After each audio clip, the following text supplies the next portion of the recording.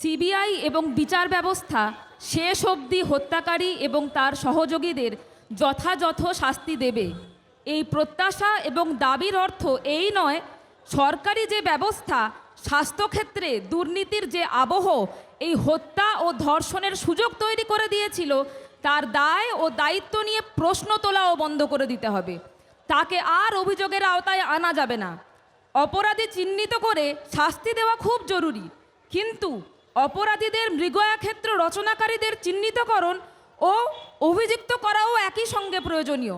সারা রাজ্যের স্বাস্থ্যকেন্দ্র এবং হাসপাতালগুলিতে বহু জায়গায় সরকারি জমি, বাড়ি, যন্ত্রপাতি, ওষুধ এবং বায়োমেডিকেল বর্জ্য পদার্থ নিয়ে যে চরম দুর্নীতি চলছে, অর্থের তছরূপ চলছে, পরীক্ষা দুর্নীতি চলছে এবং তার ফলে সাধারণ মানুষের জীবন প্রতিদিন যেভাবে বিপন্ন হচ্ছে তা এখন বেআব্রু হয়ে পড়েছে। এর দায়ও নিতেই হবে স্বাস্থ্য সচিব, সমগ্র দপ্তর এবং মন্ত্রীকে। এখনো পর্যন্ত এই তদন্তের গতি প্রকৃতি দেখে আমরা বিচলিত ও কিছুটা হতাশ হলেও সাংবিধানিক অধিকার ও বিচার ব্যবস্থায় আমরা আস্থাশীল এবং সকলেই আশা করি আদালতে এই নৃশংস অপরাধের যথাযথ বিচার একদিন হয়তো হবে।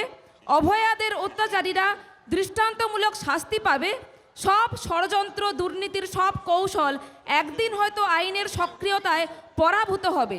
কিন্তু আজ জনতা সরাসরি আপনাদেরকে চিহ্নিত করে জানাচ্ছে লক্ষ লক্ষ মানুষের জীবন বাজি রেখে শাসক ঘনিষ্ঠ মুষ্টিমেয় লোভী ও তঞ্চকের স্বার্থ রক্ষা করে চলেছেন বলে আপনারাও চরম অপরাধের অংশীদার। পেশ হলো জনতার চার্জশিট। We want